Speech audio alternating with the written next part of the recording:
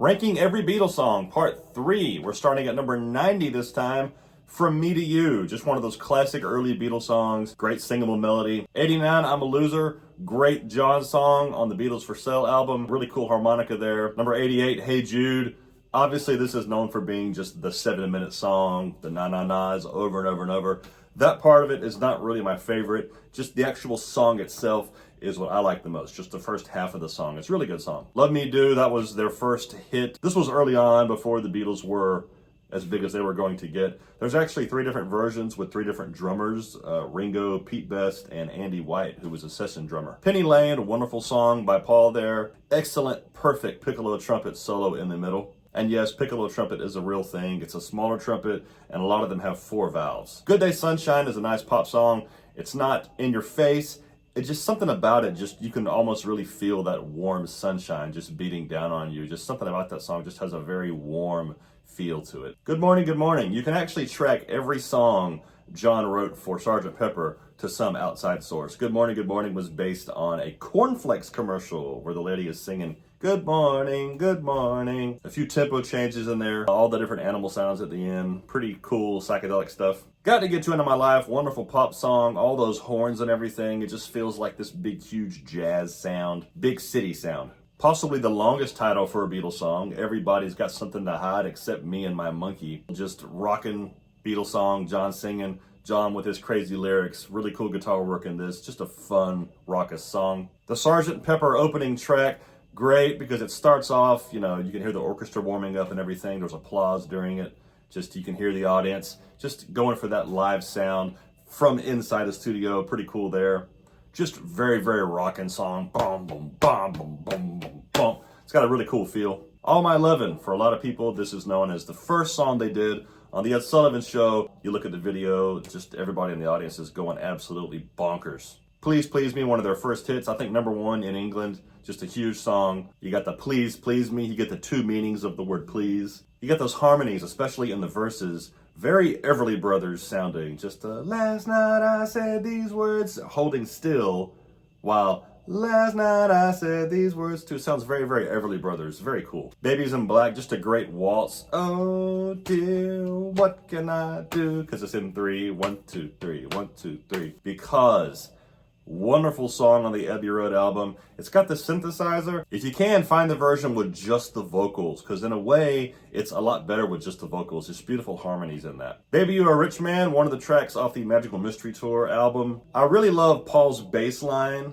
right in that second part of the chorus, where it's just a boom, boom, boom, boom, boom, boom, boom, boom, boom, boom, boom, boom, boom. It's just like, they're in the tonic, the 1, but he goes ahead and goes for that flat third, just to go ahead and start building it toward the 4, which is coming up in a second. Just a really cool sound there. Lucy in the Sky with Diamonds. A lot of people know this was based on a drawing done by John's son, Julian. John said, oh, that's a nice drawing. What's the name of it? Lucy in the Sky with Diamonds. Bing! Light bulb in John's head. Wrote a whole song about it. Completely psychedelic with the crazy lyrics. Being for the Benefit of Mr. Kite. This came from a circus promotion poster John found in an antique shop. And if you look it up online, he's pretty much just taking what's happening at this event and putting it into a song with some artistry. You Won't See Me, definitely one of my favorite Paul album cuts. It's really cool how he just puts all the riffs in and just separates the melody. When I call you up, your lines, and he just separates stuff. It has a cool feel to it. This Boy, Ringo's theme, just has those beautiful harmonies in the middle. Just a nice little lilting song. I'm not sure why it's called Ringo's Theme. Maybe because it's playing, the instrumental version is playing during Hard Day's Night when Ringo's walking around during the movie just doing his random stuff. A Day in the Life, a lot of people would probably rank this higher. It's obviously very important as far as psychedelia goes and studio recording, getting all the instruments in there, the huge full orchestra, playing random notes, getting all to that big 1 note at the top, and then just bah. Great studio engineering there. Just, Sgt. Pepper broke a lot of barriers in the music world, so obviously that's a big part of it. And John's lyrics from this came from the newspaper. The stuff he says in the song is actual articles in a newspaper. Revolution, the good version of Revolution, the single one, just rockin', raucous song, just a rock and roll beat going on. When I was a kid, we had a can opener in my house, and whenever you turned it on to open a can, it actually kind of sounded like the beginning of Revolution, just like, and I kind of thought that when I heard it, I was like, oh, that sounds like Revolution. I Want You, She's So Heavy, John's song from the Abbey Road album. Great song. It's one of those songs where obviously the lyrics are not the main part of it. There's very few lyrics in this song. It's all about just the delivery and the guitar riff, and he changes the style up a little bit, and that big long ending, just a boom, boom, boom, boom, boom, boom, boom, boom, and just very, very dark and dreary sounding, just defeatist sounding, like, oh no, apocalypse. Don't Let Me Down. There's a few songs that just really make you think of that rooftop concert in Let It Be. Just this song just has that nice medium speed feel, and you just imagine the wind blowing in their hair as they're up there. It's just got a really cool vibe in this song. And Your Bird Can Sing, what a great Beatles song. Just such a positive, happy song. And that guitar work, that might be my favorite guitar work in a Beatles song. Just George doing all those harmonies and everything. There's a harmony everywhere. Like everywhere there's guitar, there's at least 2-part harmony going on.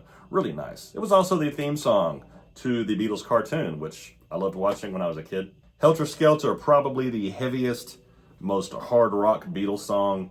Very, very hard and raucous. I heard that this was based on Paul wanting to compete with The Who was known for getting really loud and heavy and everything, and Paul wanted to show them that, hey, we can do that too. And a lot of you may know this was based on a ride at the fair, the Helter Skelter, where you like go around and you go all the way down to the bottom on a slide, and then you go back to the top, just like the song says. Hey Bulldog, really cool song. Again, it's one of those songs that it's not quite as well known as other Beatles songs, but I just love it. It's nice. It's got a really cool guitar solo in the middle. And John, just with those blue notes. If you're lonely, you can talk to me. I love those blue notes he does. Two of Us, a great medium speed acoustic song on the Let It Be album.